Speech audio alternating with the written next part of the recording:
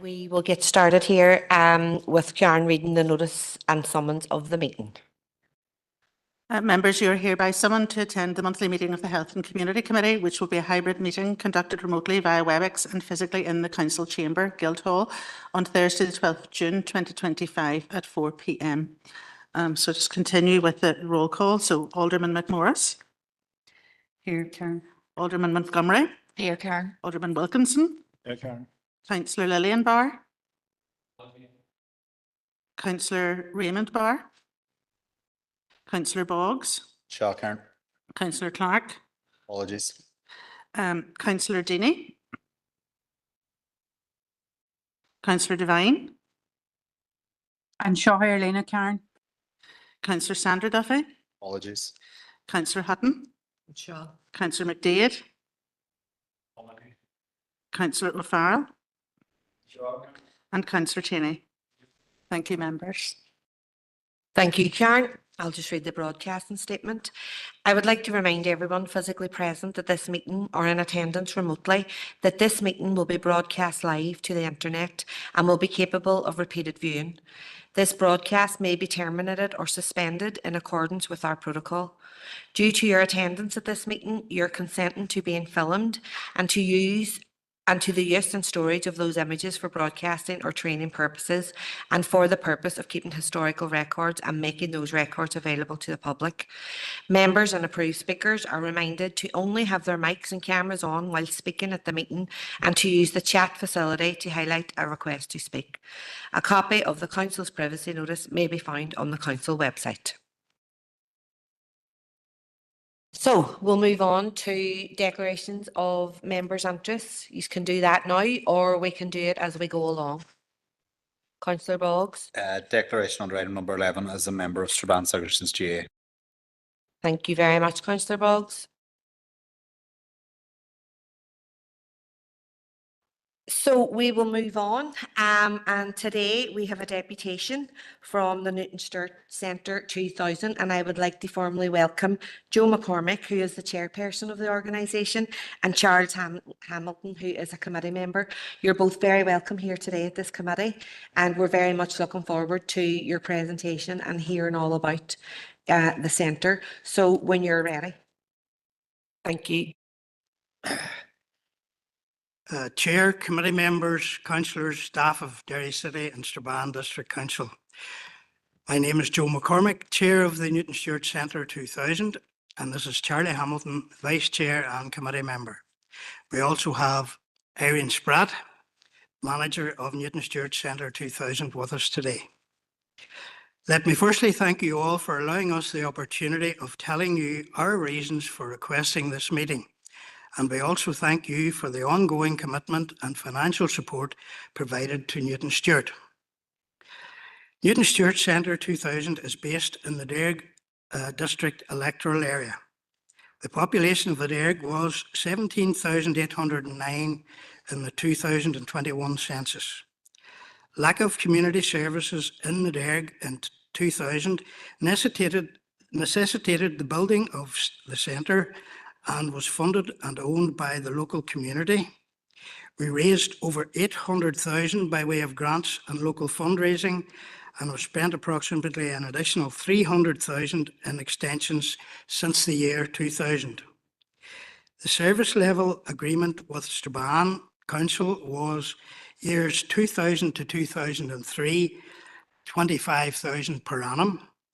Years 2004 to 2006, 30,000 per annum. Years 2007 to 2009, 35,000 per annum. And years 2010 to date, 37,500 per annum. And this was agreed with the new Derry City and Strabane District Council in 2015. We have been consistently told not to ask for an increase, as we are lucky to be getting that amount, and perhaps it could be removed altogether if we brought too much notice to it. Because of the lack of funding income, we had to reduce working hours from 50 hours to 25 per week, and therefore staff from 11 down to 6. We don't have a cleaner, a caretaker or a grounds person, and our reception has to do this work herself. We also only have one staff member on duty per night, when really there should be two. We have tried to keep up the service level, but this is getting extremely hard to do. Newton Stewart Centre 2000, what we do, I think that's the next one. Next slide, please. Can't see. What we do, we cater for women with safe victim support group, arts and crafts women's group, women's wellness events, etc. Leisure by providing yoga, body fit exercise, Zumba exercise, fishing groups, etc. Youth by running season advents, school support, urban motion, health and well-being and good relations, young farmers, uniform organisations, winter sports indoor activities, example GAA, soccer and rugby. For older people, we have health and well-being and social interaction, signposting, technical support and age-friendly events. Newton Stewart Centre 2000 is the slide 2, I think I'm told. Newton Stewart Centre 2000 is the only centre of its size in the geographical area, Strabane to Plumbridge, that is delivering this type of service. Health and well-being, we have carers groups, hearing aid support, defibrillator services, citizens advice, cancer screening, fitness gym training, walking groups, electric bikes. Community support, training including first aid, basic food hygiene, vulnerable adult and children's training, Northwest Rural College, courses, Slimming World, Sure Start, Care Bears, community playgroup and theatre. We obtained electric bikes for the centre through a grant aid received through working with our local GP. A referral was made for a wife whose husband committed suicide. This lady suffered a lonely, isolated life since her husband's death and never returned to work, rarely leaving her home, suffering depression and social isolation. The Centre 2000 has been a real lifeline, and she enrolled in both the walking and the bikes and can now be seen out on her daily exercise on an electric bike. Studies show exercise can improve mood. We have many other examples, but I haven't time to go through them all. But if anybody wants, I can come down and talk to them again. Newton Stewart Centre, barriers to delivery. Increase overhead costs, increase in staff costs, national insurance contributions, increase minimum wage, health and safety requirement costs. No increase in service level agreement, age of the building, maintenance costs, and no grounds maintenance person. Lack of resources, IT and facilities. Impacts of loss of centre. Loss of community development services in the rural area. Loss of jobs. Loss of leisure facilities in the rural area. And increased costs to council to deliver community and leisure facilities in the rural area.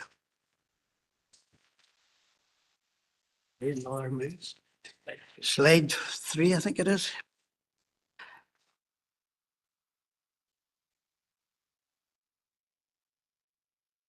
Newton Stewart Centre 2000.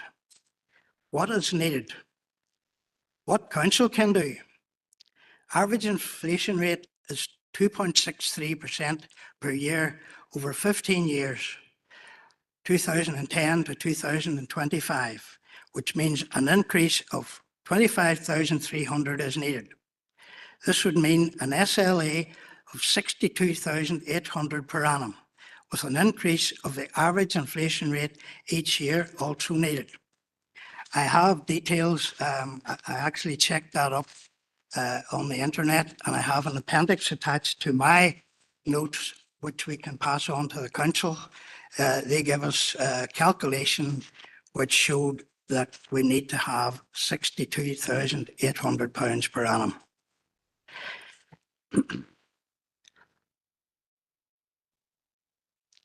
Technical assistance from the city engineer team to identify building improvements, an energy audit and an environmental audit, support from council officers, particularly the funding unit, for support with capital applications. If council are not able to allow this increase, would they consider taking over the running of the centre? The directors and staff are prepared to hand over title to the council to do so if they want that.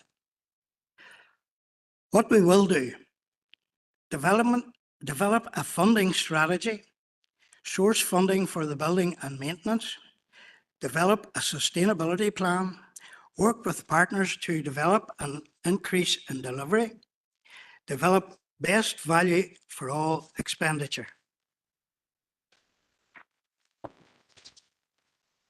The next page, or is that it? That's it.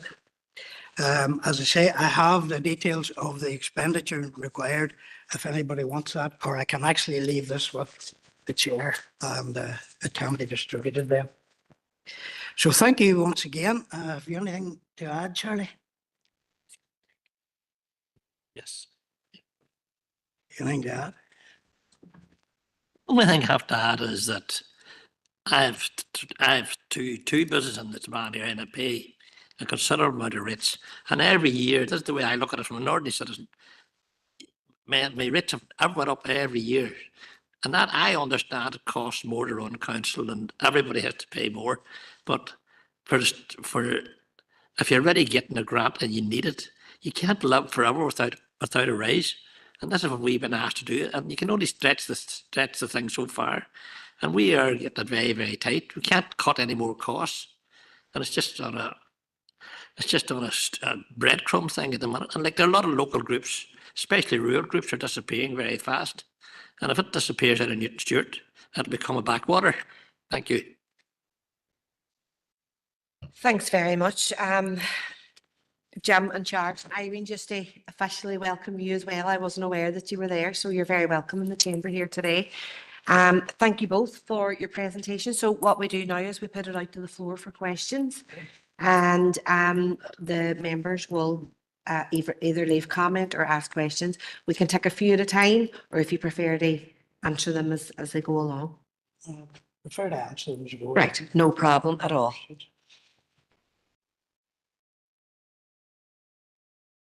Alderman Hussey. Thank you for the opportunity, Chair. I'm not a member of the committee, as you know. And welcome to the Chair and best wishes for your year in the Chair. And thanks for the presentation, Joe, Charlie. Just going back to the very beginning, and I think you can correct me if I'm wrong, it's really to inform members of committee. Newton Stewart 2000 Centre was established on a service level agreement with Strabane District Council to fill a vacuum in that area that council wasn't fulfilling. And it was taken up, and you can correct me if I'm wrong, by Newton Stewart and District Development Association, who carried this forward. And I first of all have to ask this question for clarity. The presentation is from the committee of Newton Stewart Centre 2000. Is that different from Newton Stewart and District Development Association? The reason for asking that, because if it's the same organisation, I have to declare an interest, because I've been appointed by this council to sit on Newton Stewart, as has Councillor O'Farrell there. So we need that clarity, first of all. And if there is a separation, when did that separation come about? Thank you. Councillor Hussey, thanks very much for that question. We have a number of committees in Newton Stewart. And the first committee we ever set up was Newton Stewart Development Association. And that seems to be the umbrella group for all our committees. The Newton Stewart Leisure Complex is a group that has come out of the Development Association, and that's the one that sort of looks after the everyday running of Newton Stewart Centre 2000. We just feel that there's so much going on that we need to separate these things up. But if you go back into the membership of each committee, you'll find that it's the same people. We've tried for years to get people involved in the leisure and the development and other organisations, but it's just impossible. People maybe come on for the AGM and they just disappear and never come back. Lately, we've had a few new members coming in, and they are more interested in the centre, the Centre 2000. So at least there's something there. But they see how hard everybody has to work, and they sometimes hang up the guns as well. They just don't want to carry on with it. But that's what it's all about. I appreciate that clarification. And it creates a slight difficulty for myself. And I will declare an interest as a council representative on Newton Stewart and District Development Association. And by the way, I don't know about my colleagues, but I haven't received a summons to a meeting of the association for quite some time, which creates a problem because a lot of this could have been dealt with within, our council representative on the association. But can I say to colleagues on committee here that I fully support the request for increased service level agreement support. The figures are quite clear, and there has been no rise in the last 15 years. Meanwhile, as you all know, the expenses of that centre will have risen, and it is providing a service on behalf of this council in that part of our Derg electoral area. And I just want to declare to members of committee my total support for that, and trust that members of committee can see the logic of the request that is in front of us, in front of the committee. Thank you, Chair. Thank you, Alderman Hussey. Alderman Kerrigan online. Thank you very much, Chair, for allowing me in. And I do wish you well and your deputy in your year of office. I'm sure you'll be 100% in that role. I'm not a member of committee, Chair, but again, I will, as Alderman Hussey has referenced there, the Derg DEA members are appointed onto the Newton Stewart and District Community Development Association, and therefore will have to declare an interest. But as Alderman Hussey has stated, I've never been called to a meeting of that organisation. Just again, I'm not a member of committee. Don't have a vote on regards to the actions of the committee today. But like Alderman Hussey, would be very supportive of it. I know that centre is exceptionally busy, and I know that is something that is lacking, in particular within the old Strabane council area, and particularly within the Derg DEA. I mean, those that would be connected with Rapid organisation would know even the micro capital grants that come out through DERA. The vast majority of them that come out of our council area come from the Derg DEA, because it's a lot of small groups and small voluntary groups, that within what was the rural, and it's the Faughan area of the old Derry City Council area, there are a lot more larger community centres. That was a policy on the Derry City Council. It's not been the case under the old Strabane Council, and the like of this centre in Newton Stewart serves an integral role in regards to the community in Newton Stewart there, and the amount of work that's done in it. I mean, not Charlie, Joe has referenced a number of things, and there's a number of other things that took place there that he didn't even reference, and he gave a good list. I mean, I know there were CEF meetings there in the centre. I know there was a glass making course as well. There's been different activities there. It's a great hub, and just as more a clarification from officers there, and there is a question in it for Joe as well, in regards to the service level agreements. Has there been an increase in other service level agreements for groups that we support? I suppose there's a question for officers in that regard. And obviously we know the impact that council has had in regards to inflation and insurance costs, and the centre is going to be caught the exact same, and ongoing issues with national insurance contributions. But I just, if Joe, maybe he doesn't wish to state, or maybe rather just let it slide, he did mention that he was advised not to ask for more money, because he may well be impacted in that. He may the service level agreement may reduce. Does he wish to pass comment as to who might have said that, or does he just, it's just been something that's been said in hearsay? But in regards to fully support, and I know as Alderman Hussey does and the other DARE councillors were, the amount of work that's done in that centre, and I would commend the centre to the committee. So thank you very much, Chair, for allowing me in.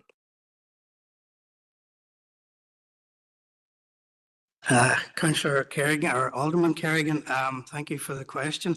I don't want to get anybody into trouble or mention any names at all, but certainly when we were negotiating or talking about the SLA, we were advised that we were lucky to be getting what we were getting, and not to ask for an increase. So I don't want to go any further than that. That's exactly what happened, and that's it. Members, if you perhaps maybe want me to clarify, we have different mechanisms of funding. So service level agreements do go to a range of organisations. As you will know, the community development budgets have been pretty much capped. So from advice agencies right across voluntary sector, things like fire, search and rescue, for example, or SLAs, those have had no increases. I think, Angela, you're confirming, because we've got a set figure and we work within that. In terms of the mechanism for support within the former Derry City Council and the Strabane District Council, within Derry City Council, the model was about council-owned, community-managed facilities, where council pay the running costs, and the community then fundraise for the staffing, for the programme activity, source additional funds to perhaps maybe do upgrades or provide equipment, etc., whatever, on an ongoing basis. So that is the model within the city. So those costs are directly borne by council. We didn't have that model, as the members presenting have referenced, in Strabane, whereby the provision was very much community voluntary led. Newton Stewart is probably the exception in terms of having a service level agreement. So I suppose there is a divergence of the model, as it were, in terms of that support. And given that it was designated as an SLA, similar to the others, there wasn't an increase provided at that particular point in time. Thank you, Karen, for that clarification. And next up is Councillor Devine online. Thank you, Chair. As a member of the DERG DA, I will also then declare an interest, although as the previous speakers have said, we have never met on that group. I want to thank Joe and Charlie and Irene for attending committee today, and apologies that I'm not there in person today. They have a great facility, great centre there. I've attended meetings and a number of events in the 2000 Centre since joining council, and I want to commend them on the work that they do and the services and the facilities that they provide in their community there in Newton. I suppose it's an unfortunate reality that many of our community groups and community centres are facing great difficulty in terms of paying their bills, maintaining their buildings, and just keeping their doors opened in the face of the rising overhead costs. I've also mentioned this before. I think the loss of EU funding as a result of Brexit has been particularly detrimental, I think, for our rural communities and our rural community groups. And last year I brought a motion around this, just highlighting the need for that funding to be replaced, I suppose, to support those groups and those centres. I'm conscious as well, I suppose, Alderman Hussey had mentioned the centres being important in terms of filling the gap in the rural areas where there are no community centres, and that is very important. And I suppose I'm aware that a number of other centres are in receipt of the Community Centre Venue Fund, which is actually much less than the service level agreement.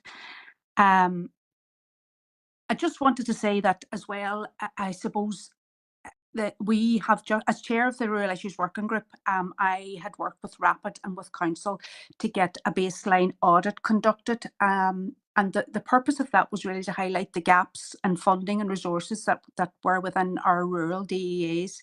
And we're waiting the final report on that. And I think that will be useful as well in terms of providing groups and providing those rural areas with hard data to help them to make a case for additional funding resources. And I think that's going to be important for us moving forward, that we have that baseline information. I also want to commend the centre, because the group there is involved in our local growth partnership, and they have been availing of the consensual funding that's come through that, and working in partnership with other groups. So I suppose, again, our community groups have to be innovative, they have to be versatile, and they're showing that they're doing that, being working with other groups to secure funding. I suppose, Karen, thank you for clarifying in terms of the service level agreement, because I think that's important as well. So look, I just want to wish them all the best and commend the work that they're doing. They're doing great work there in Newton Stewart.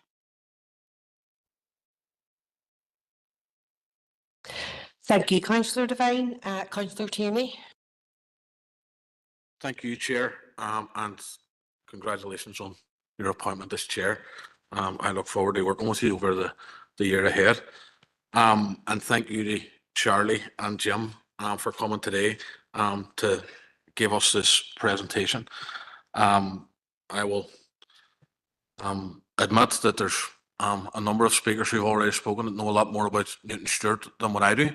But I have been on this council from the very start, and I have lost count how many times we have spoken in this chamber before we moved to the consensual grant mechanism system, where we talked about trying to build capacity in the rural area, because at that time when we were giving out those grants, a lot of the money in the rural area wasn't being used up because we were being told that there wasn't capacity right across the rural area of this City and District Council.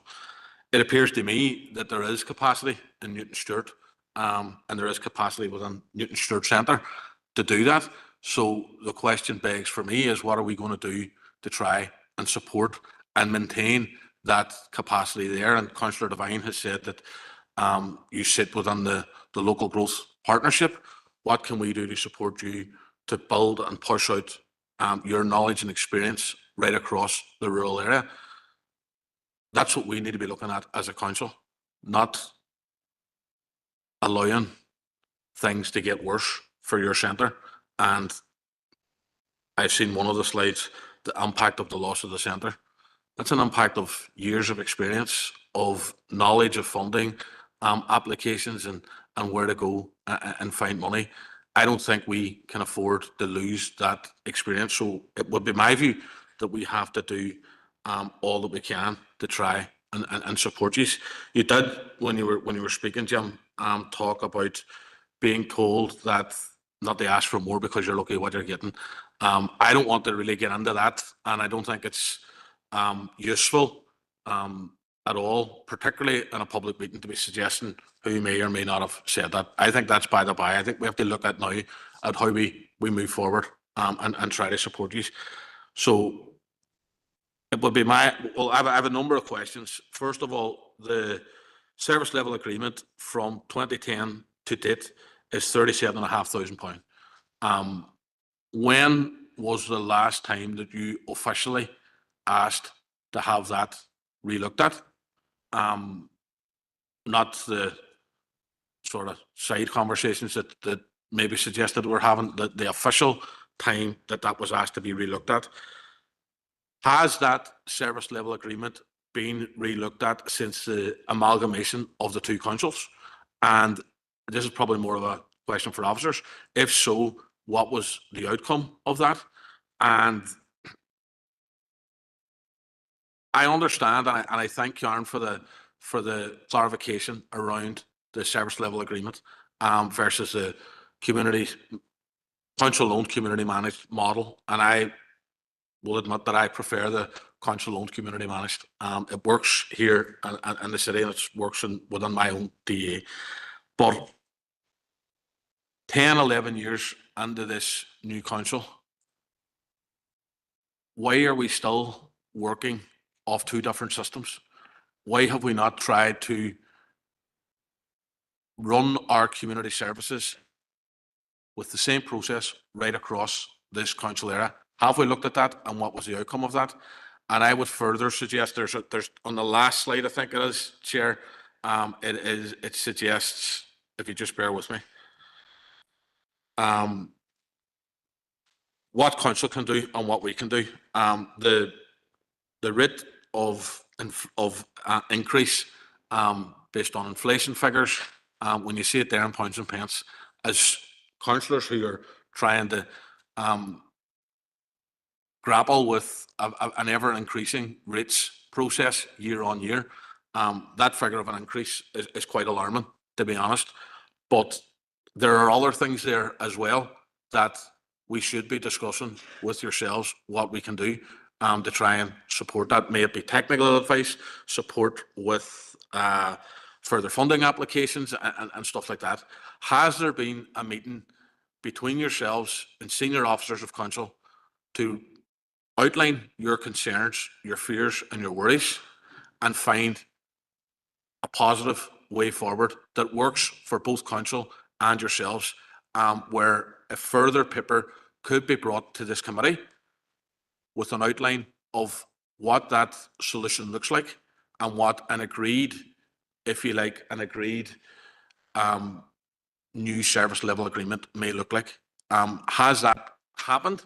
And if it hasn't happened, a question to the officers, can that happen?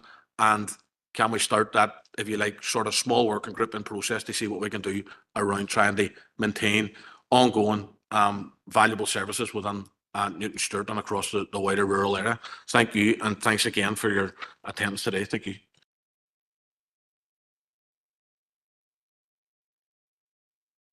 I'd answer the questions first, if you wish. I suppose the last community centre review was just at the overlap between the merging of the two councils. So Derry City Council had already undertaken a community centre review and specifically setting out the capital development programme. I think there was a further bit of work from what I remember then in terms of looking at sort of the rural overlap and what that would have needed, but it was effectively about which new community centres would be built and which would be upgraded. There may have been other pieces of work undertaken, perhaps maybe on an ad hoc basis through RAPID and through sort of the rural development programme about looking at specific needs.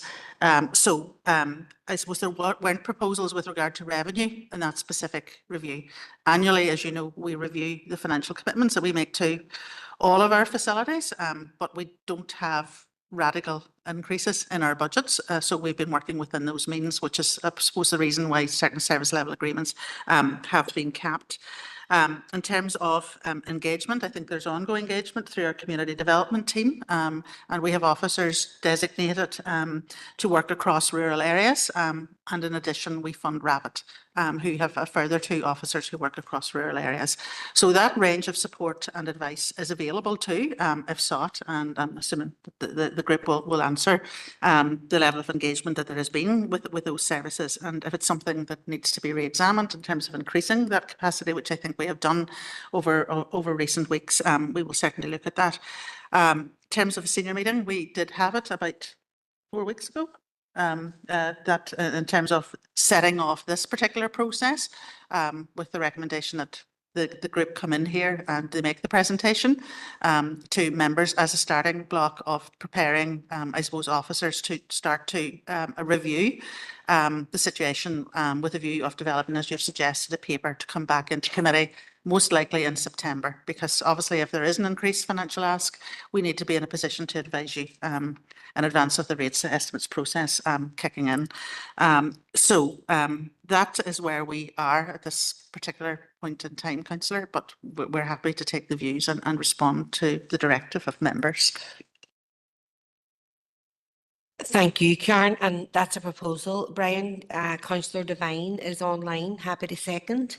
in relation to bringing the paper back, which I feel is probably the best course of action at this stage.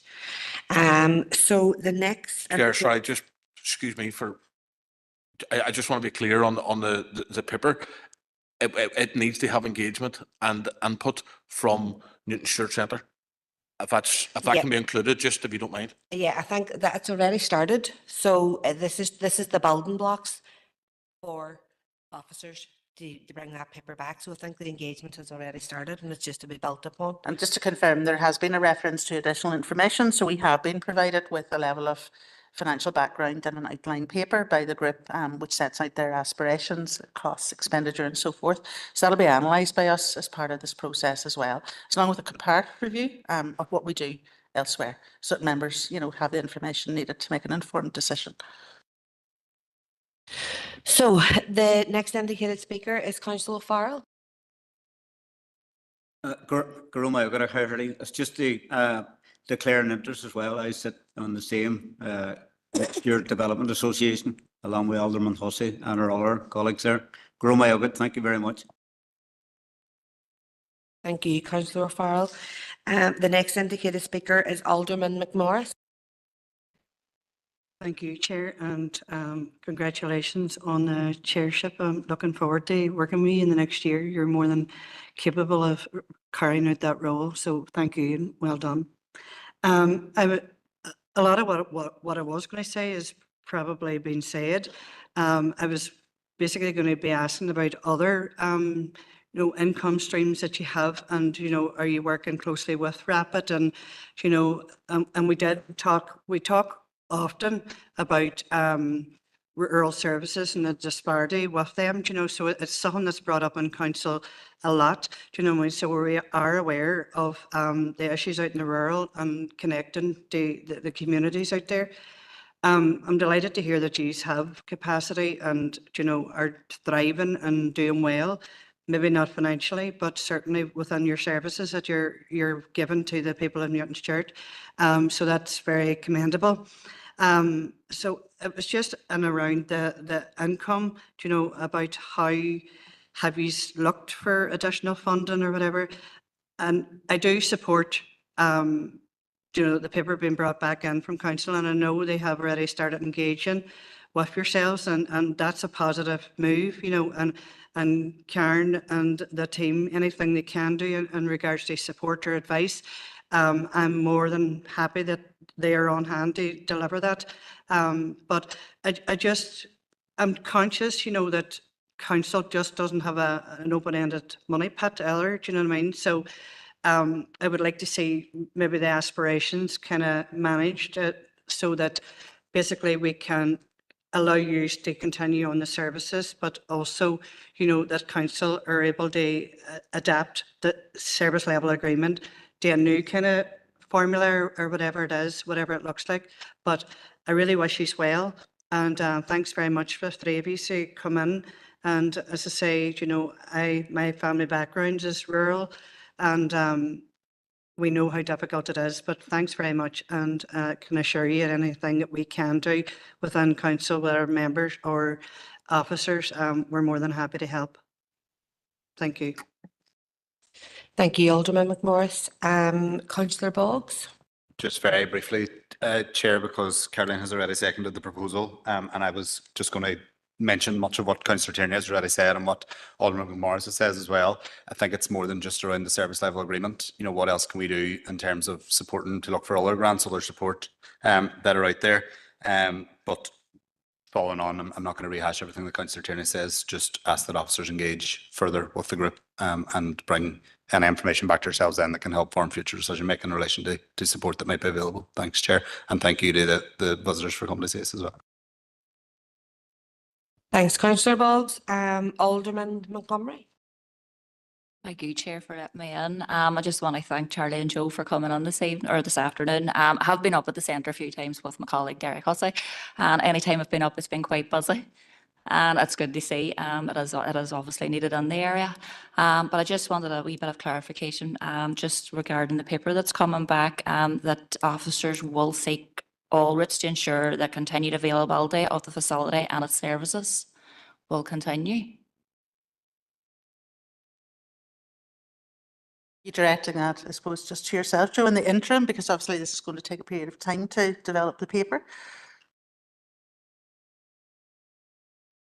We're doing our best to get these things because we are desperate. We do need money, so we will certainly be trying to get an answer back very quickly. I just don't know exactly when, but it won't be too much in the distant future, I can assure you. I'd like to add to that because, you know, Joe and I are one of the founder members of the whole community group scene many years ago. And we've been round this corner and we've seen tight times. We've always held our head very high and we've always been very proud of being a Newton Stewart. And we've done our best to keep the facilities, provide good facilities, and we're not going to let this facility die by any means. But we do need a bit of support and we do need maybe a bit more guidance and a bit more help from others, the divisions and the council. It's just not all about money, it's about help. You know what I mean? And it doesn't really cost the council money, but it's a big help to everybody. If that could be looked at seriously, we'd definitely appreciate it. Thank you. Thank you, Charles. Alderman Hussey, did you want back in there briefly? Thanks for the opportunity to come back in again. It's appreciated, Chair. And I think the point is being well made. It's not just about the rise on the SLA financial contribution. It's about the contribution of expertise from council to assist Newton Stewart 2000 move forward and ensure that that facility remains there. Because if it goes, you can be assured that there will be an outcry from the representatives of that area for council to step in and do the job. And it will cost council a hell of a lot more to do it than it does at present. Thank you, Chair. Thank you, Alderman Hussey. Nairi, you want back in there? Sure. Just a wee small brief comment. I'm just conscious that some of the members said that they were on the Newton Stewart board. It might be useful, Joe, if you can maybe invite them, because the aldermen and councillors who sit on that have a wealth of knowledge for years within community services and whatever. And I do think that they would be helpful to come onto your board and certainly build capacity, do you know what I mean? And help with the governance and stuff. And I think that would be a good positive step if you invited them along to your meetings and they can guide you and help you as well as officers in a tandem. Thank you. Thank you, Nairi. And Councillor Tierney wants back in there now briefly as well. Just very quickly, Chair, and thank you. I'm just slightly concerned after Alderman Montgomery's question in relation to ensuring that the services remain in place whilst the paper is being developed. And then with Joe's response alarmed me even more.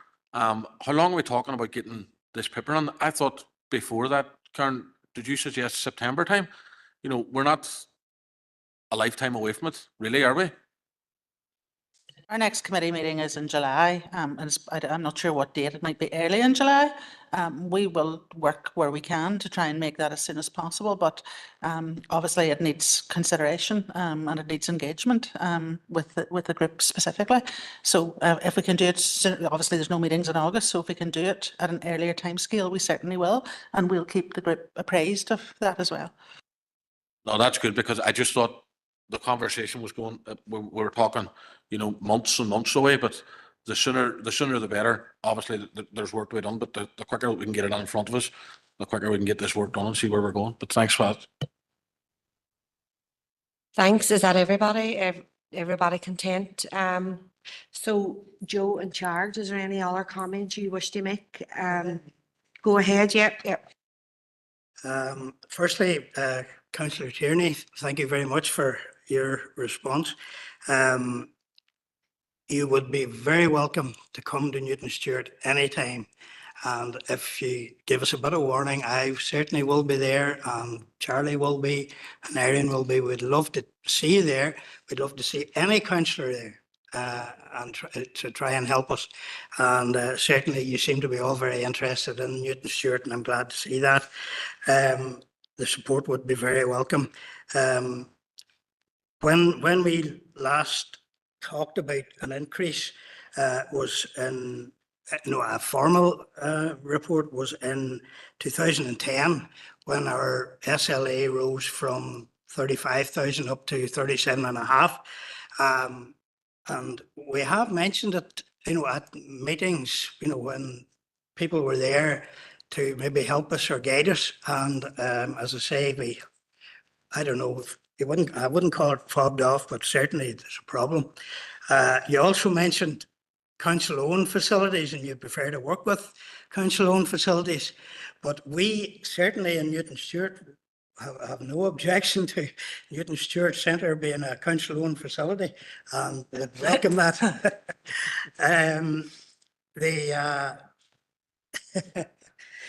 The funding, certainly we have it very difficult. In the earlier years, it was easier enough, not easy, but we were able to get funding. But of late, it's just impossible to get funding. And we have really tried. In relation to the question about, meetings, I've just taken a note here that we will arrange more meetings with the council, and we will. It's because it has been under Newton Stewart Development Association. I think there hasn't been the invites coming out, but I will now ensure that it's coming from Newton Stewart Leisure Complex or Newton Stewart Centre 2000, and that councillors will be welcome, and they're always very welcome. Thank you very much, Chairman. Oh, Charlie wants to say something. Go ahead, Chair. Oh. The only thing I'd like to say is this: if you look at it pure economically, like it costs about, is it 85 or 90,000 What does? to run at this minute in time for us to run it. If you look at our accounts, and like we're looking for bits of money where we can get it, but it keeps getting difficult. And like at the end of the day, council isn't even there half price, so this is why we're in the situation we're in. And we do need help, and I'm very encouraged today to hear that we're getting a positive response. And we know we have to make our case, but I think we have a positive case, and thank you for giving us the time to talk to you today. Thank you very much. Irene, do you want to come in there? Yes, please. Thank you. Derry City Strabane District Council DARE local growth plans indicate that one of their key actions is for the development of a health and wellbeing hub in Newton Stewart. We are that hub at the Newton Stewart Centre 2000. We are the one-stop shop for helping to improve health. We have health and wellbeing. We have leisure facilities in Newton Stewart. We're just asking for help to sustain that. I have to also thank the community development team within Derry City and Strabane District Council over the last 2 weeks. I've never reached out to get that help before. Teresa Bradley and Alice McCartney have been absolutely brilliant in getting us to here today. So thank you, and I hope I can avail of that to continue with the next paper. Thank you. No, thanks very much, Irene, for that input as well. And I suppose thank yous for coming in today. It wasn't that bad, Joe, was it? It was great to hear about the Newton Stewart Centre, and I suppose for me, it's the big piece of the puzzle here is the people that are walking in through those doors, availing of those services and looking after their health and well-being. So it is an important service. And I do think bringing the paper back and looking at all the avenues that the council can go down in order to help these, there is the funding element of it, which is really, really important when you're talking about funding, particularly in the scale of running the centre alone, never mind providing the services. Collaboration is key, but there's also the sustainability element of it as well, which has become one of the biggest questions now in funding applications. I think that's where council can also come in. You have the Northwest Enterprises, Brian O'Neill and that can help and assist with stuff like that. Having strategic objectives is key whenever you're trying to build upon the organisation that already exists. Having your 2-year, your 5-year plan. So delighted that you said come in today. I think that the cards are clearly on the table now going forward, and we're looking forward to the September paper to see where this can go and how council can assist you as best we can. But thank you very much for coming on today, and I wish you the very best of luck going forward. Thank you very much, Mr. Chairman.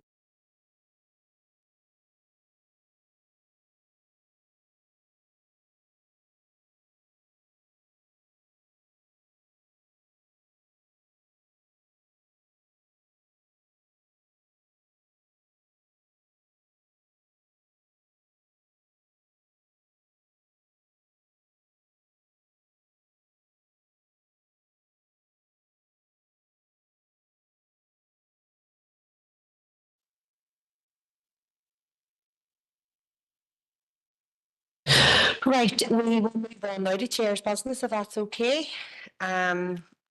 I have 3 people looking to come in under chair's business, and that's including myself. So I just wanted to come in at the beginning to thank everybody who has wished me well, and to say that I'm delighted to be chair of the Health and Communities Committee. As most of you will know, I just love this committee. I think it's one of the most important committees on council, because we are responsible for looking after those 152,000 citizens that exist across our district. And I have no doubt that we will all work as a team. That's my genuine goal and aim, is to work with each and every one of you in order to keep the good work going and also build upon it as well. So really looking forward to working with everybody. I wanted to thank the outgoing chair, Councillor Deeney, and also the deputy chair, Councillor McDade. They did a fantastic job, and I want to welcome the deputy chair, Gary Wilkinson, as well. So Gary, I think between the two of us, will keep this machine going. So thank you all, and I'm looking forward to working with these going forward.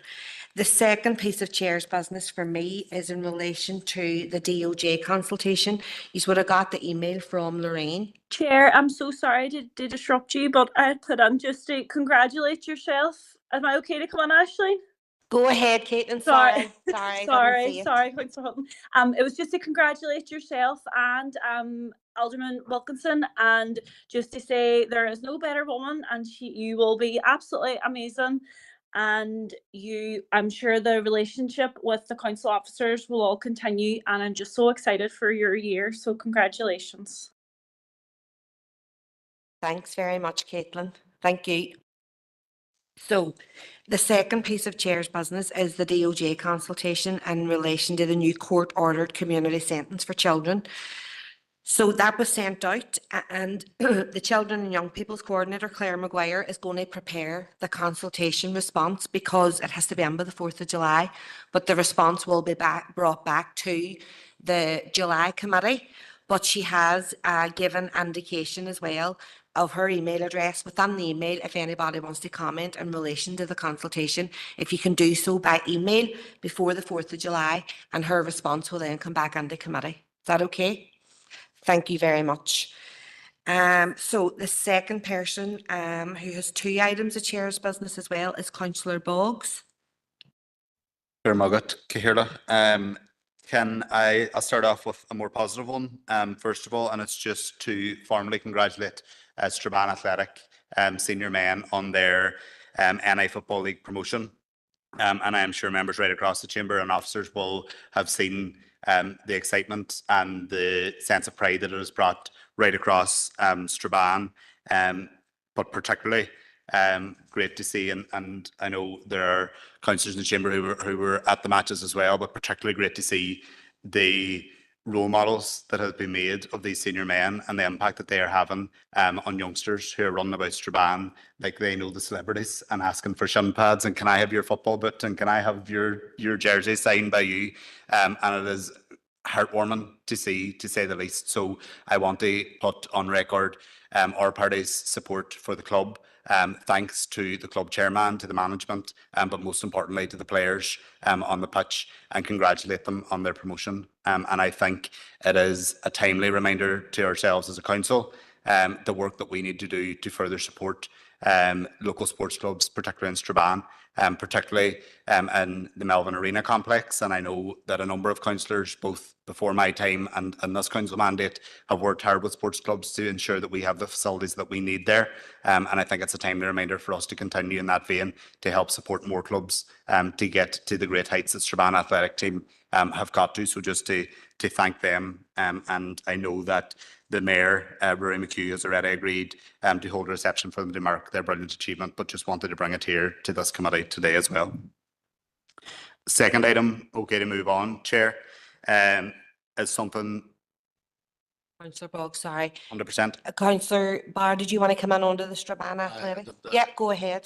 I would just like to associate myself with everything that Councillor Boggs has just said. As a founding member of the club, I'm immensely proud of what the club has achieved in the last 15 years, going from third division of the Fermanagh and Western to the third tier of Irish League football. And we'll look forward to locking horns with Alderman Hussey next year. Handy 6 points. Alderman Hussey. Thanks. Just similar to be associated with our remarks, the rise of the club has been quite phenomenal, but it's a dogged tenacity that has enabled that to happen. Sometimes against the odds. They got where they're at now, and look forward to them coming to Dara Park in the future in the Premier and Intermediate League. On top of the work on the field, there is a heck of a lot of community work in behind the club, and the desire to develop facilities for the good of the people of the entire Strabane area and its hinterland, as you've mentioned, you know, cutting across into Lifford, etc. Plenty of work been done there, and a good liaison with other local clubs in the area. But congratulated on that. Thank you, Chair. Thank you, Alderman Hussey. Councillor Boggs, do you want to go on to your second item? Thank you, Chair. And to bring the note back down again, it would be remiss of us not to mention, and this committee has been mentioned before, I would go as far as saying the distress that has been faced by the residents of Artygirvan and the wider community in that area in relation to an ongoing odour that is, at this point, having a real detrimental impact on people's lives. And we have talked about it in this committee before. We have held meetings with officers and with residents and with Lakeland Dairy, sorry. But the issue, I say that the issue has gone on too long. I don't have to live in that area, but the residents that are contacting me who are living in that area, it is unimaginable for them what they are experiencing at the minute, and the protracted level or the protracted amount of time that they have had to face with the issue of the odour. And that is what there is plenty of words that residents will use to describe it. I'll just continue to use odour, but it is life changing for them. I do want to recognise the hard work of our own council officers, the work of the APRI, the work of DERA officials, the management at the Greenery. It is not through a lack of trying, in my opinion, that the issue still exists, but it is still there. So more needs to be done. And I am asking today that we get an update from officers on any engagement that they have had with the Creamery or with any of the other agencies. But residents are right to be angry at this stage. And I am sure there are other councillors that represent that area, and namely Alderman Wilkinson perhaps, who are listening to residents at this stage on a daily basis in relation to the issues that they're facing. And I'm sure officers and other members in the chamber will have heard some of the reports this morning on BBC Radio Foyle. It is shocking to think that a child would go into school and that their uniform has a smell of it that is not coming from inside their house, that is coming from outside their house and in their community, and that child is being targeted or being called names because of that smell. If that doesn't give us the shirk to say we need to get to the bottom of this once and for all, then I don't know what will. But I do want to put on record the level, the sustained level of engagement that there has been with the Creamery. It hasn't always been forthcoming in a timely manner, but it has came, and where elected representatives have stepped in, there have been answers provided, but it shouldn't have to continue in this way, that residents are emailing the Creamery, ringing the Creamery, that then contacting elected representatives to follow up. We need to get to a solution in relation to it. I do think the Creamery are willing to get to that solution and work with people, and I hope that that continues and that we can get somewhere. But I think it would be remiss if we didn't raise it here today and ask officers for an update on the engagement that they have, and to send a signal to residents and to the Creamery that we will continue to work with you to try and get to a solution sooner rather than later. Thanks, Chair. Thank you, Councillor Boggs. Alderman Wilkinson. Thank you, Chair, and congratulations again on your chair. And I just meant to say that earlier, but I wanted to give your time for your speech as well. Thank you, Councillor Boggs, for bringing us forward, as I was going to do myself. But at the moment, I have been contacted regarding this major issue numerous times, as you rightly say so. I have been working closely with Tom Buchanan, MLA, and to address it. We remain hopeful that it won't be long before this the factory implements the change that's needed. The measures to eliminate the ongoing orders and noise disruptions throughout the village. These disruptions continue to cause significant distress within the local residents, and rightly so, saying that the children going every day to school, that's unacceptable. This remains an active and ongoing issue. The working group is committed to supporting the residents and facilitating communications with both the factory and the relevant governing bodies, ensuring that the concerns are clearly heard and addressed. Thank you very much, Chair, for your time.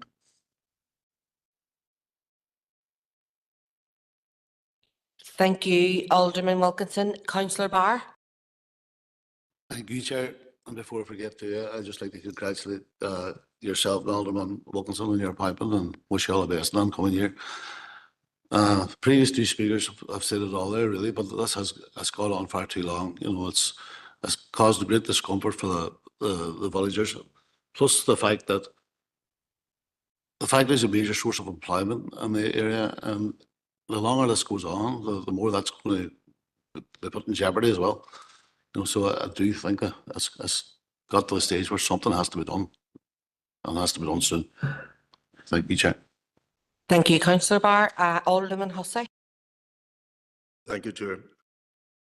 Although I don't represent that particular area, I have been contacted in regard to the issue, and as has been said by all speakers, it's going on far too long. I recognise the willingness of all parties to try and find a solution. There is a topographical issue, a geographical issue that I think is adding to the problem in that particular area. But as has been pointed out, perhaps solutions are not too far away on that, but they can't be close enough for the impact that it's having on local residents. And to hear that story about a child being castigated because of that particular issue is horrendous and needs to be addressed at the earliest. Thank you, Chair. Thanks, Alderman Hussey. And Seamus is going to come in with a brief update. Thank you, Chair. Members, I just want to give you a short update in terms of the multi-agency meetings with APRA, which is the regulator within the Northern Ireland Environment Agency, and we're liaising also with the Loss Agency, Garvan Residents Environment Group, and Lakeland Dairies themselves, and also with members within the DEA. I can assure you, members, conversations are ongoing even following the meeting on Monday night, and we've been discussing progress with APRA, who have a permit issued to the company. On a positive note, Lakeland Dairies do have a capital investment plan. They have carried out substantial works, albeit it hasn't resolved the problem to date. But we're hopeful that within the near future that the issues that have arose recently will be resolved, and we will continue to liaise and participate in those multi-agency meetings and keep you updated. Thank you, Chair. Thanks for that update, Seamus. Does anybody want to come back in on that or anything? Content, and Seamus rightly outlines the capital investment plan that the site has. And just we hope that by expediting through that plan, that a solution will be found, but would just ask that officers continue the level of engagement that they have, both with the site, with the relevant agencies and with elected representatives in this chamber as well. Thanks, Seamus. Thank you, Councillor Boggs. So we will move on to item 7, which is matters arising from the open minutes of the Health and Communities Committee held on Thursday, the 15th of May. Oh, apologies, Councillor Barr. You were the third person to come in under Chair's business. Put it down to me nerves today. Sorry, Councillor Barr, go ahead with your Chair's business. Okay, Chair. I don't know if Council can do anything about this, but I've been approached by a few people, so asked to bring it up. So the 8th International Flann O'Brien Conference will be held in the Alley Theatre from the 25th to 27th of June, hosted jointly by the International Flann O'Brien Society, Strabane Historical Society, and the University of Notre Dame, with speakers from the University of London, University of Galway, and Queen's Belfast. The part of the itinerary is a welcome tour of the Flann O'Brien Strabane, and here lies the problem. At the minute, the house, Flann O'Brien's birthplace, is in a severe state of disrepair. Windows are broken, curtains are hanging out of it, birds, cats, and other animals have made their home in there. All in all, it'll present a very negative image of the town to those who are taking part in the tour. I can imagine there'll be quite a few. And more worryingly, if something's not done shortly, we'll lose the birthplace of one of Strabane's most famous sons. I would hate to see it turn into a drinking den, as a lot of these abandoned houses do. So I'm just asking, is there anything Council can do by way of intervention? First of all, in the short term, to have the exterior of the house cleaned up for the conference, and secondly, preserve the landmark, this landmark of historical significance for the benefit of the town.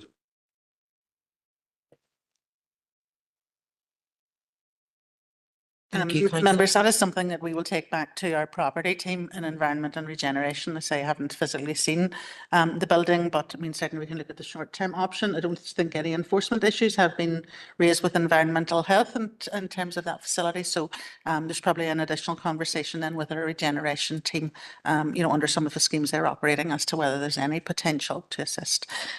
Just to advise, what's the timeline for the event?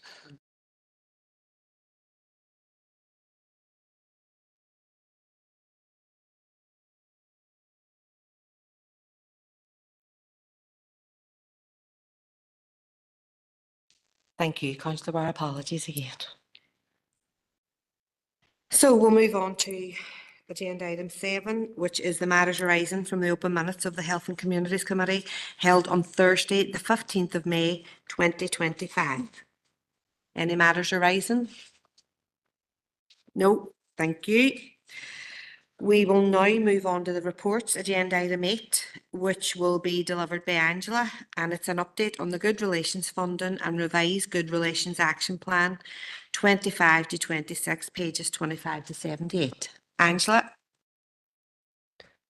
Thank you, Chair. So the purpose of the report is to update members on the Good Relations Funding Award for 25-26 and the necessary revisions to the action plan, which was previously presented in February as part of the bid. Members will be aware that each year Council receives funding from the Executive Office through the District Council Good Relations Programme to deliver on an action plan. TEO provides 75% of the funding for the action plan, and Council funds the remaining 25%. As I said, a report was presented to Health and Community Committee in February 25, detailing the bid that was submitted to TEO for the 25-26 year. That bid was designed to be scalable in the event that we didn't get all the funding that we had requested. Council subsequently received correspondence from TEO detailing the budget for the 25-26 year as £278,064.28, which was the same allocation as received for the previous financial year. This was a reduction on the budget that was submitted. So the budget requires a match funding element of £92,688 and 10 pence from Derry City and Strabane District Council, and the total budget is £370,752,038 for the financial year 25-26. A meeting of the Good Relations Working Group was convened on the 27th of May to present an updated, revised Good Relations Action Plan for the year, which will fit with the budget that was received. The main revisions to the original action plan were due to the reduction in funding. 3 good relations officers, 2 full-time and 1 part-time, and 1 part-time administrator are now employed to deliver the programme. I should stress that this didn't result in any job losses, that officers had moved prior to the receipt of the letter of offer, and the current team we feel is sufficient to deliver on the programme that we are proposing. Some programmes which were included in the existing programme now can no longer be delivered because they require external expertise in order to deliver them, and a decision was previously taken that to allocate funding where possible for delivery out in the community rather than giving it to external consultants where possible. To allocate a budget of £110,047.39 to the Good Relations Grant Aid Programme, the majority of which is going to be given out in the consensual grant aid. It was agreed that the Prejudice Awareness and Leadership Programme was very important. However, a reduced budget would have to be delivered because we couldn't justify an overseas trip with the reduction in budget that was proposed. So a proposed budget of £4,000 was allocated to this to bring a survivor over and to look at the issues around prejudice awareness and leadership at a local level rather than taking a group out to an overseas visit. One World Festival would be given a budget of £10,500, and all other programmes in the Good Relations Action Plan will be delivered as planned. In terms of implications, there are no HR, rural, legal or other implications have been identified. So the recommendation is that members note the content of the report and they approve the revised changes to the Good Relations Action Plan for 25-26. I welcome any questions that members have. Thanks very much, Angela. Councillor Ball. Thank you, Chair, and thank you, Angela, for the report. And I am content on behalf of our own group to propose the recommendations. And I think as well the good work that the Good Relations Working Group does to kind of tease these issues out before they even come to ourselves at committee. And I just want to thank the Good Relations Working Group and officers for their hard work. And I think we can all agree that good relations money is needed now more than ever in certain sections of our society. I also welcome that there are no job losses as a result of the challenges faced. And I think the way that it was scaled throughout years of green being the best, amber not so great, and red a disaster was a good initiative and good planning from officers. So thank you very much for that. And I suppose in relation to the leadership programme, it would have been great to see a group heading away. But I think it is good to see that we've looked at other ways of doing it, and maybe with an increased budget in the future, we could maybe look at building on the localised leadership programme and taking it international as was first planned. But thank you very much for the report, and again, happy to propose. Thanks, Chair. Councillor Tierney. Thank you, Chair, and thank you to Angela for providing that report. And on behalf of the SDLP, I want to thank the Good Relations team for their quick reaction to implementing or trying to implement some changes in love within a reduced budget. I, like Councillor Boggs, welcome the fact that there's no job losses. But unlike Councillor Boggs, I'm not content to support a recommendation where we are just accepting that this is going to be cut. What have we done to challenge this cut? Have we been given a reason for this cut? And are we just going to roll over and accept it? Good relations funding is vitally important, and Councillor Boggs has outlined why it's important within our communities, the work that it does. A letter down from TU to say that we're receiving a reduced budget, in my opinion, should not go unchallenged. And we should be seeking to find out why and what we can do. We should be pointing out the benefits of the first action plan that was presented to this committee in February, and supporting and pushing that action plan as our best case scenario, rather than accepting that we're just going to take the cut and be done with it. I remember in this council when we just accepted the very first cut around the rich support grant, and it has been cut to ribbons ever since. And I do not want to see the same happen to the good relations grant. So I would suggest that we don't accept the recommendation provided by officers. And Angela, that's not in any way against the work or the report that you have provided. I'm suggesting this to try and support you and your team in the work that you do within the community. And I hope that you can see that. And instead of the recommendation that's there, I suggest that we write to TEO for an explanation.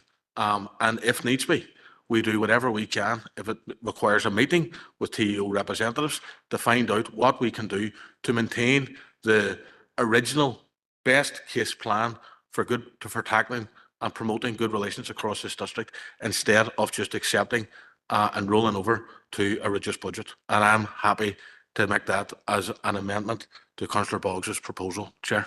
If I can get someone to second it, thank you. Have we got a seconder for that proposal? Alderman Montgomery. Yep, I have to say I would concur with a lot of comments that Councillor Tierney has said, and I'd be happy to second it. But can I just ask a quick question? Just it was just in one of the budgets there. I just would like to know, what is the One World Festival? Excuse my ignorance if I don't know. Thank you. The One World Festival is it's a multicultural festival which celebrates all the different nationalities and different cultures which exist now within our community. So it normally happens around September time, and it's in conjunction with One World Steering Group. So we plan the festival along with them and with our festival and events team and council as well. Councillor Boggs. Happy to let Councillor Hussey in first, if I've read it on Chair. Alderman Hussey. Thanks. Just very briefly, Janet has already indicated support for Brian's approach, and I totally appreciate that. And I suppose there's a question for the Executive Office. Given this last few days in Northern Ireland, absolutely, they're abrogating their responsibility. Now, if they're taking funding from local councils, are they prepared to take up the slack themselves in the areas that local councils can no longer cover? And it's a disgrace that the Executive Office should operate in that sort of way. I declare an interest. I don't want to write it down, so I don't. But I've seen the benefit of some of the good relations stuff, including the visits, etc. And to take that away from our community and to cut off points of contact that facilitate understanding, not just within our own community, but with other communities, is not right and proper. So, if the Executive Office aren't prepared to fill in the gap that is being created by their not funding, why? As has been said. With regard to the One World Festival, and you'll understand why I asked this question, where will it be located?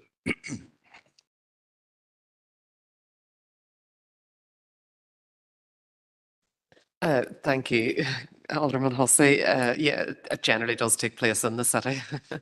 So, yeah. people are very welcome to come in and celebrate as well at the time. Unfortunately not. So, Councillor Boggs, do you want to come back in there? Chair, can I just ask from officers? I absolutely understand where people are coming from. I do. But there is also good work detailed within this. Yeah, if you just let me speak, Councillor Tierney. There is good work within this. Can I ask, is there an implication on us waiting for a response back from TEO? Is there going to be any implication on the work that is contained within the action plan?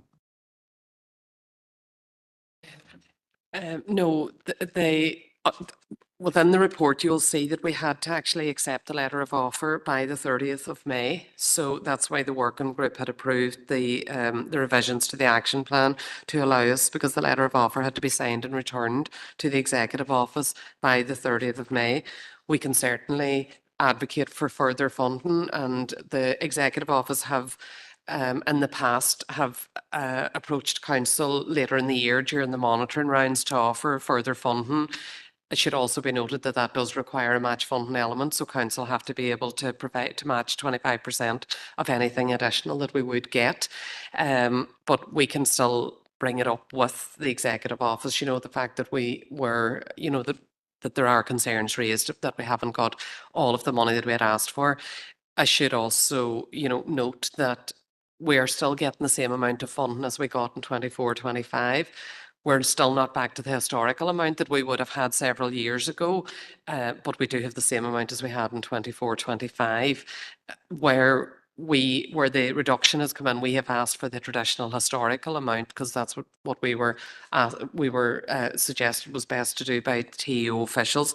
But at that time, they didn't have their budget. They didn't have it confirmed, so they said, you know, go in for the higher amount but make it scalable. So that's the approach that we did based on that advice, and unfortunately we didn't get the full amount that we had requested, but happy to bring it up again with the TEO officials as requested by members. Thank you, Angela. Councillor Boggs, are you happy enough for, you had proposed the paper, are you happy enough for and I do understand your concerns. There shouldn't be a hold up in relation to the work to be carried out, but are you okay with the letter being sent? More than happy for the letter to be sent. And I think, if anything, everyone in chambers like this right across the north will have an increased focus on good relations, particularly given the events of the last 3 now into 4 days. So more than happy for the letter to go off, but don't want to hold up the recommendation from the paper if it was going to have an impact on the people that are going to benefit from what's in front of us today. So that was my only concern. Thanks, Chair. No, thank you. And I do understand that concern, and it probably was a concern as well with the working group. I'm sure they went through it with a fine-tooth comb, Angela, but did you want to come back in, Angela? And just also to reference, I know a couple of members have referenced the incidents that are happening in other parts of the region recently. We've had correspondence from TEO to allow us some flexibility if there's any areas in our action plan where we want to deviate some money if any incidents happen here in relation to any protest to that we have got the flexibility to go back to reallocate funding to deal with any of those should it occur, which hopefully it won't. Alderman, just a very brief comment on that. Prevention is better than dealing with the situation when it arrives. That's what our good relations plan is about. You know, rather than when the situation arises, okay, we'll firefight it. Prevent it at the beginning. I agree. Yeah. Everybody happy to move on? Karen, is that all right? No, I suppose just want to clarify that we have obviously had a proposer and a seconder. Brian, are we content to amalgamate the two issues so that we accept that the action plan moves forward, with the caveat that we write to the Executive Office and request an explanation and perhaps maybe ideally a meeting with some senior officials to see how we can improve the overall funding situation? Is that okay? Yeah. I think we have to point out in that either in the letter or in the meeting, and I hope I'm not tempting fate by saying this, good relations are strong across the city and district. That's why we're not in the news over this last number of days. It's not by chance. And I genuinely hope I'm not tempting fate. But to maintain those good relations, we need the funding and the support from the government. And I think that needs to be pointed out. Thank you. Happy to move on. Right, agenda item 9, and it's Angela yourself again, and it's the consensual action plans and grant aid open call 2025 to 2026, and it's pages 79 to 418. Angela. Thank you, Chair. The purpose of the report is to seek members' approval of the consensual action plans from the 8 DEAs, to seek members' approval of the assessment panel recommendations for the open call for Community Support Fund, for the Strategic Priority Fund from Good Relations, to seek members' approval for the allocation of the Community Centre Venue Fund for 25-26, and to update members on the consensual action plans for PCSP and Ending Violence Against Women and Girls 25-26.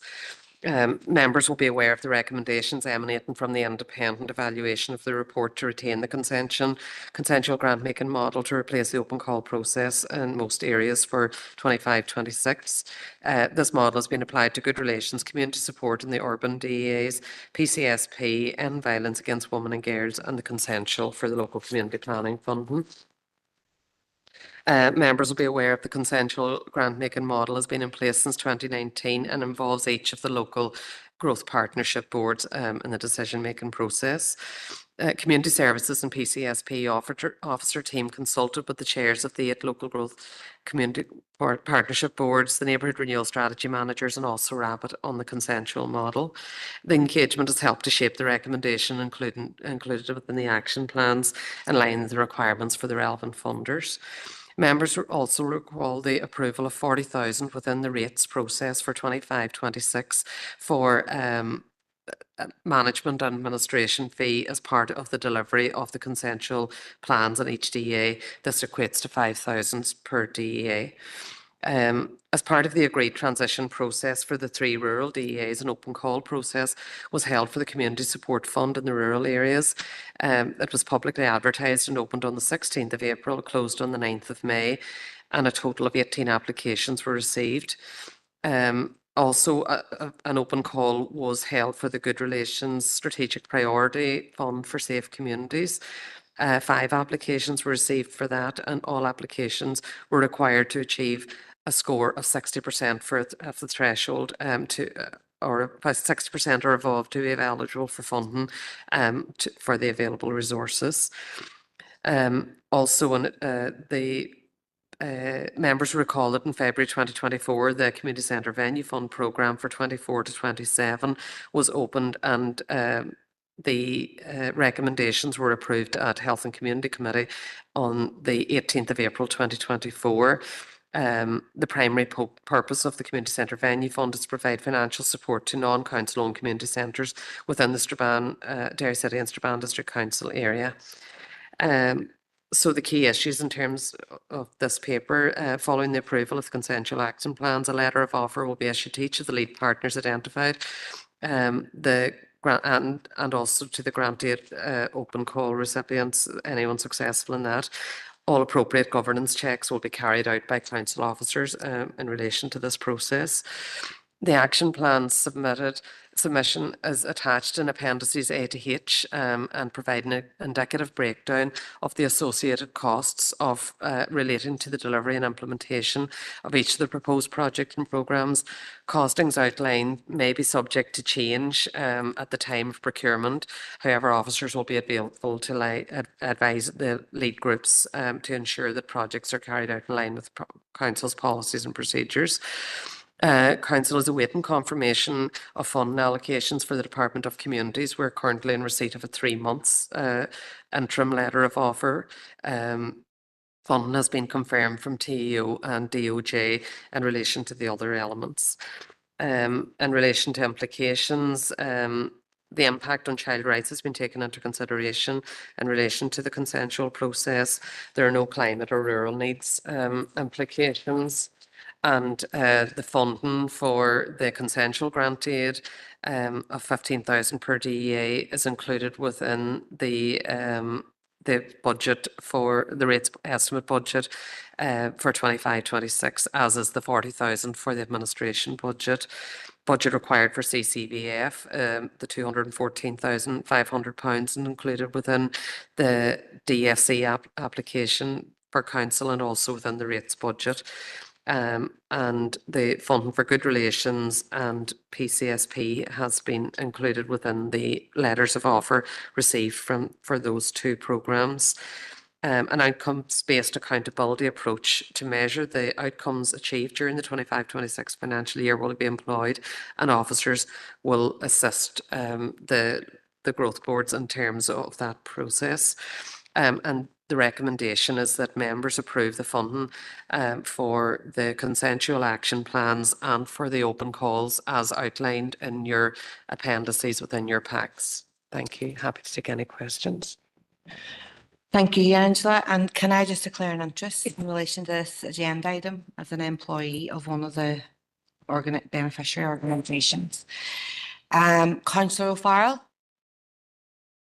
Thanks very much, Chair, for letting me in. And I just want to thank Angela for the report. And I just,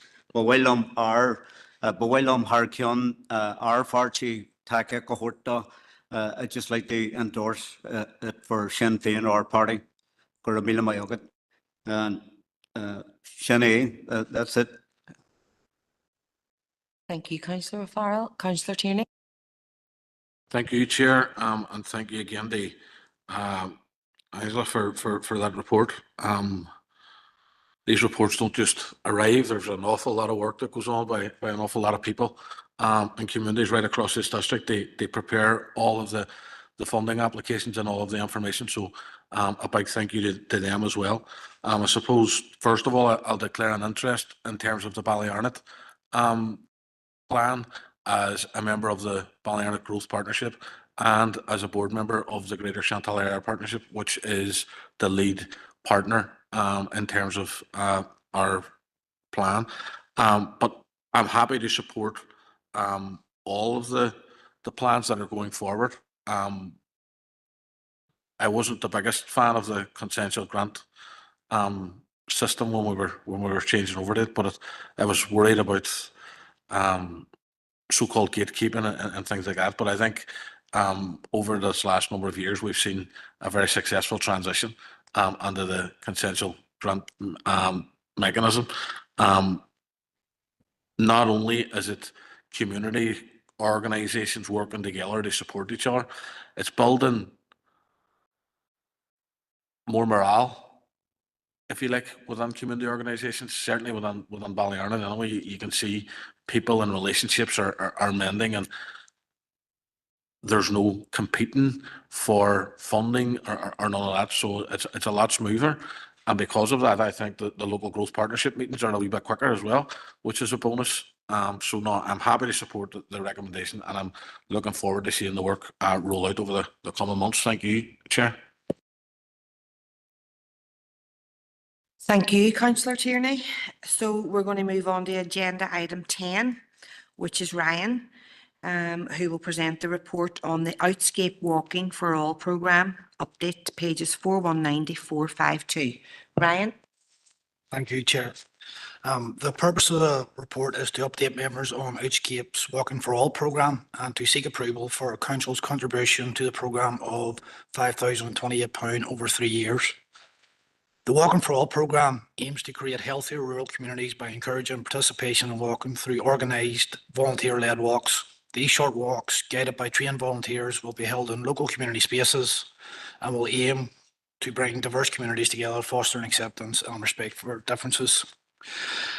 Members will be aware it was previously endorsed that a bid led by Outscape to the SUPB programme in December 23 to secure funding under Peace Plus for the Walking for All programme. Outscape have confirmed the programme has been awarded just over €7.5 million from Peace Plus to lead the programme. Key outcomes of the project have been listed within the report for info, including the creation of nearly 600 walking groups across rural communities. The programme involves 19 partners. Outscape will lead the project, with delivery on the ground across Northern Ireland being undertaken by 8 local authorities and Causeway Coast and Glens Heritage Trust. There will also be 6 local sports partnerships in the Republic of Ireland who will be responsible for project delivery. There will also be support partners of Sport Ireland, Mountaineering Ireland and the Public Health Agency in Northern Ireland. The timescale for the programme is 3 years, starting from January 2026. An initial information session with all partners was held on the 16th of May, and the presentation has been included for members' information. The initial application included budget to cover 100% of the costs. However, since submission, the cost of employment has increased due to the timeline for the assessment changing, and then also changes in employers' national insurance salary scales. All partners are now being asked to contribute financially to the project to meet this shortfall. The shortfall has been calculated at £5,028 over 3 years. It is anticipated this shortfall will be covered within existing sports development budgets. Funding of the programme will also cover administration, travel, equipment and training expenses, and there will also be a programme cost budget of approximately £20,000 to £40,000 per year, depending on the area, which year within the 3 years. Implications: Council would employ the Walking for All officer. The cost would be covered under the Peace Plus grant, and the programme, if the programme is to cease after 3 years, the cost of statutory redundancy has been included within the funding offer. If approved, Council's contribution to the programme has been calculated at the £5,028 over the 3 years, which will be met within existing budgets. The recommendation of the report is that members note the contents of the report and members approve Council's contribution to the programme of £5,028 over the 3 years. Thanks. Thanks very much, Ryan. Councillor Devine online. Thank you, Chair. Thanks to Ryan for bringing that report to us. I would just like to congratulate Outscape on their success in securing this Peace Plus funding. The programme's very ambitious. It has ambitious targets, and I hope they can achieve those targets, because that is going to have a really positive impact on the health and well-being of the population. We know there's plenty of research out there at the minute demonstrating the many benefits of outdoor activities, being out in nature, group activities on both physical and mental health. And we see our medical professionals now taking on board green social prescribing as a viable option in terms of improving our health and well-being. It's also really good to see the extensive collaborative working as part of that project with all the groups that are involved in it. Chair, I do have one concern. There are currently a number of other initiatives, I think, within the district linked to walking groups.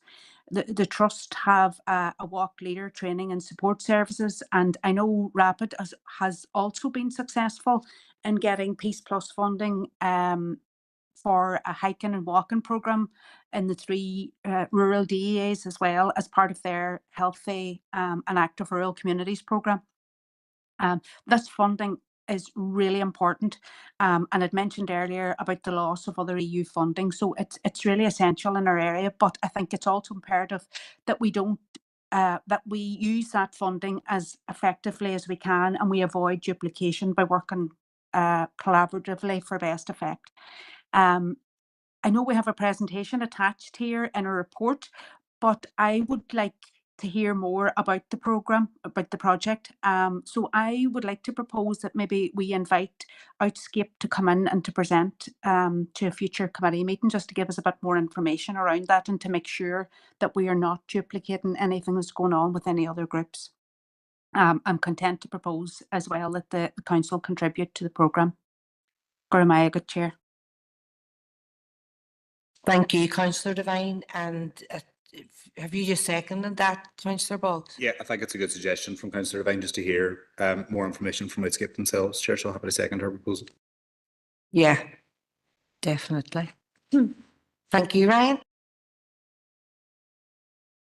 Yeah, just basically say, we have another meeting on Monday with Outscape and all partners, and the approach now is to work collaboratively with all the partners to see what's on the ground and start digging into actually localized plans, action plans. So that'll be the process over the next couple of months. So bringing Outscape and having more information as we go. So it's Outscape have now got their staff in place. It's now looking at how we developers and local delivery there. No, that's great, Ryan. Thank you. So members, moving on to agenda item 11, and that is Ryan again. It's the Be Active Support for Sport Grant Aid, pages 453 to 458. Over to you, Ryan. Thank you. The purpose of the report is to inform members of the decision of the Be Active Sport for Sport Assessment Panel and to seek approval for the recommendations. The Be Active Support for Sport Grant Aid Programme provides funding from a minimum of £500 to a maximum of £2,000 to increase participation in sport physical activity at grassroots levels, especially among underrepresented groups. All applicants are required to achieve 60% or above, and also to contribute to the identified KPIs to be eligible for funding. The application process opened on the 14th of April and closed on the 9th of May with a total of 55 applications. 2 of the applications were deemed ineligible by the assessment panel, and with the 53 applicants that were eligible under the criteria, 43 received a score of 60% or over. The assessment panel's recommendations were presented to the Sports Committee for approval on the 29th of May. The existing budget for support for sport of 60,000 did not cater for all those who scored 60% and above. Therefore, the Sports Committee proposal funding all applicants who scored 67% and above. The actual breakdown of the funding outcome is included within the appendice. Part of the recommendation from the Sports Committee was also to issue a holding letter to anybody who scored between 60 and 66% in the event of additional funding becoming available later in the year. However, members had approved earmarking an additional budget of 15,000 for Sports Development Grant Aid Programme as part of the Sports Development Reinvestment Programme that was presented from 24-25 underspends. Therefore, officers have now been able to secure the additional £13,233 from 24-25 underspends to issue letters of offer to all who scored 60% and above. The budget allocated to the Be Active Support for Sport Grant Aid Programme is 60,000. Additional amount of 13,233 is to be allocated, and this is to come from monies earmarked within the Sports Development Reinvestment Programme. This gives a total sum of 73,233 and 57p being allocated to sports clubs who achieve the 60% and above threshold. It is recommended that members endorse the decision of the assessment team and the Sports Committee to award Be Active Support for Sport Grant Aid to those applicants who scored 60% and above, as included in the appendice. Thank you, Ryan, for the report. And I have the first indicated speaker, Councillor Boggs. Chair, and it was maybe the time of night that I was reading these papers to start with that I thought that the people in yellow were just getting letters and not get the funding, but that is now everybody in yellow and green will get a letter. So that takes away my question about what we're going to do to support those people, but that's maybe what you get for reading the papers at 11:30 last night. In relation to the people then in red, I'll just go down the ladder and ask the same question. Is there anything that we're doing? I'm always conscious of not that you don't want too many groups to come in above, but you don't want to dilute what people are asking for either, or else it doesn't have the impact that they need. But of those groups in red who were below the threshold but are not are eligible but below the threshold, is there anything we can do with them going forward to ensure that they know of how to avail of any future funding that we might give out? And then in relation to the 2 groups that just weren't eligible, not affiliated and ineligible costs, there's a lot we can do with that, but just my question in particular is to those people in red, and happy then as well, Chair, to propose the recommendation from Ryan. Thank you. Thank you, Councillor Boggs. Ryan, do you want to come back on there? Yeah, what we do is we offer any applicant an opportunity to receive feedback on their application to show areas where they can improve, suggestions to get as far as our grant aid program. Any other future opportunities that come up, we will send that out through our newsletter, and also that, so we try to get as much information out through our information channels. There's also programs like the Change Fund that's out there now at the minute that we can now engage with these organisations to see how we can support them going forward as well.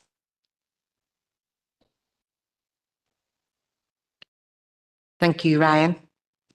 Moving on, members. Agenda item 12, DERG Active Project Level and Up Fund Phase 2 Works, pages 459 to 466, and that is Karen. Members, you've obviously received a number of reports at previous committees around the DERG Active project, so this is effectively an update.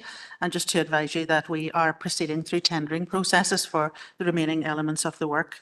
As you know, this project has been ongoing since 2021 following the now UK government funded initiative, and we've been seeking to take forward the 4 key aspects of the scheme. So work has largely progressed in respect of 3 of those, and you'll see from the paper that there are further tendered works to ensure that we achieve the outcomes that were included in our letter of offer. Since our last meeting, there has also been a level of progress in terms of the discharge of planning conditions, which will allow that 4th element of the programme in terms of Mitchell Park to proceed. So we continue to work with our appointed design consultancy teams. We are, I suppose, grateful for the extension of time, which is allowing us that opportunity to deliver the key outputs, but also to possibly look at additional added value within that programme. So whilst we've committed the majority of our approved funding, we do have a level of optimism bias within the programme, which we will look, I suppose, to maximise subject to timescales and resources. So we've set out for you the outcome of the, I suppose, reduction in pre-tender estimates, which allowed us to have additional capital funding to take further public realm works forward, to improve the links to the castle site, and to reinstate some of the works in areas such as Mitchell Park, which had been reduced, and look at an extension of work within increasing the facility mix within our leisure centre, particularly around saunas, ice baths, infrared provision, and improved aesthetics. So members, we will continue to engage at a local level through the steering groups for both the public realm GI aspects of the scheme and the Mitchell Park element of the scheme, and that will be an ongoing process, just of update. So members, we're just asking you to note and endorse the revised financial profile of the scheme as such, and you will see that there will be further opportunities to provide feedback when live tender estimates are received in late June and July for this project. Thank you. Thank you very much, Karen. Councillor Devine online, please. Thank you, Chair, and thanks very much, Karen, for the report. I'm happy to propose that we endorse the delivery of the planned Phase 2 works. This is a really good news story for Castlederg. As you've said, Karen, it's been going on now for quite a while. The extension of the timeframes around the Levelling Up funding has meant that the town will now have additional benefit from the further regeneration works that are being proposed. I sit on the DERG Active Steering Group, so I may need to declare an interest in this item. But I know from that a considerable amount of work has gone into planning this Phase 2 work. There's been extensive engagement with the businesses and the other stakeholders in the town to take their views on board. And I want to extend my congratulations to the project team on their efforts around that. And I welcome as well, actually, the proposed further engagement with the businesses as this phase of work progresses, just to keep them informed and to minimise disruption for those businesses as well. The work is going to really complement what's gone before in terms of the public realm, upgrading the footpaths around the diamond, linking the town centre down into Castle Park and making that entrance into the park more attractive as well. There's been really positive feedback, I think, on the new play park down there in Castle Park, so that work is going to enhance it and make that even better. There's also includes additional design and preparatory work on the provision of toilet facilities in Castle Park in the future. And I know that's something again that's been talked about many times in the chamber going back years as well. And that work I think was endorsed as well yesterday at E&R committee. We're also really looking forward to the commencement of the redevelopment of Mitchell Park so that we can have a state-of-the-art shared sports facility that the whole community can enjoy. And I know there's a lot of other places and towns looking in and are really envious of the plans there for Mitchell Park. And again, the recovery suite, I think, in the leisure centre is going to really complement the whole sports offering that's going to be available in Castlederg. So well done to everybody that's involved in both of the project teams and the two different elements, for their creativity, their hard work and their persistence in the face of setbacks, challenges and delays, particularly in terms of the Mitchell Park element, as you've alluded to there, Karen. And we're looking forward to having our mayor open those facilities, hopefully early next year. So thank you. Thank you, Councillor Devine. Alderman Hussey. Thank you, Chair. I was going to say Alderman Devine. Councillor Devine has covered a lot of the issues. I'll just take them as they are in 2.2. Mitchell Park, I think great praise has to be given to the team leading on that. There has been an incredible tenacity with that team that has brought it to the point that it is now at. And fingers crossed our work will be on the ground very, very shortly on that. It is to be welcomed. With regard to town centre, again, as Councillor Devine has said there, that business engagement going forward as we enter phase 2 of that particular project is absolutely vital. We know that there were issues, and indeed the team know that there were issues in phase 1, and that has to be addressed. And I know that from some of our meetings, that business engagement is integral to taking forward part 2. The replacement pay facility, including pathway lighting at Castle Park, and the extension that has now taken place there to include the provision for the potential placement of a toilet block in that area is extremely welcome. In other words, we'll have a shovel-ready project, and I just hope that council officers will be working towards ensuring that resources can be found, that when we have that project, it can then actually be placed for the benefit of the entire community moving forward in Castlederg. There's a heck of a lot of work has gone into this, and officers deserve every credit for the work that has been taken forward there. And that's gone right back to the actual application to the levelling up fund. We were ahead of the game throughout Northern Ireland on that. Projects not just in Castlederg but elsewhere in the council area. And our best thanks to our government in Westminster for the funding that is enabling that to take place. Thank you.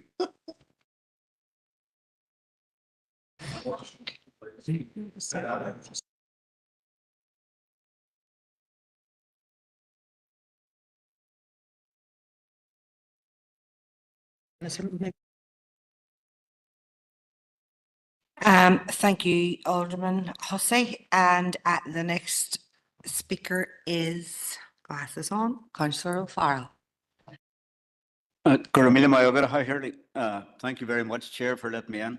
I just wanted to declare an interest. I sit in the Derek steering group as well, but I have to say this is exciting news. I've been on site and I've visited a lot of these places, and it's a very positive news for rural Castlederg and rural our area, and I welcome the plan, and I'd like to thank all the officers involved. I know how hard they're working on it, but just to declare an interest. All right, grow my yogurt.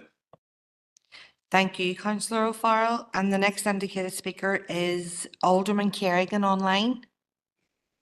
Thank you very much, Chair, for allowing me in, and I will be brief because most of the comments have already been given by Councillor Devine and Alderman Hussey there. But it's great to see it advancing. It's great to see that investment there, and Council being able to draw down that money, although it's no longer there, UK Levelling Up Fund. But the the money that has been drawn down into the town, and the third settlement in our city and district has had a major investment. And again, I suppose once you get a thing, you're always looking more. So I think it's very positive from yesterday at the UNR meeting, where we have that tentative steps and getting closer to potentially getting public toilet facilities back into the town, which has been an ongoing saga. But as I say, thankfully we're moving the right direction, and the work that's carrying on and going to carry on is so important. But again, as Alderman Hussey has highlighted, the impact, the engagement with those businesses, and particularly that work that's to be taking place outside business premises on the run up to Christmas. It needs that very, very close relationship. But the officers that are dealing with it understand that and know that, and I'm sure that will be able to accommodate and to work. But again, continuing to talk is always positive in that regard. And I suppose when you're looking at it here, it's good to see the advancement. It's good to see in the whole Derg Active thing. I will declare an interest, as others have, as a member for the Derg DA. But again, we look forward to at some stage to be looking for a bridge too. And I'm sure the rest of the Derg councillors will call for that too. If we can get a lock of pound and get this spent, we'll always look for more. But no, very, very positive, and appreciate all the work carried out by the officers. Thank you, Chair. Thank you, Alderman Kerrigan. And Councillor Farrell, you're looking back in there. For me, Margaret, that's just to second the motion. The motion. Councillor Devine's proposal, yeah. Is that okay here? Thank you, Councillor.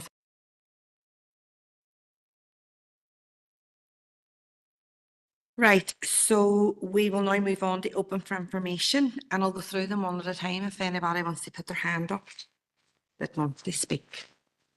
And if you can just write in the chat box as well online there. So item 13, United Youth Initiative. Item 14, licenses and permits issued under delegated authority. A declaration of interest, Bridgetown Orange Hall, member of that body. Thank you, Alderman Hussey. Item 15, funding for the delivery of the Port Health Imported Food function for 2025 and 2026. 16, update on the determination of applications for registration of societies whose lottery scheme incorporates a rollover. 17, entertainment license policy. 18, correspondence.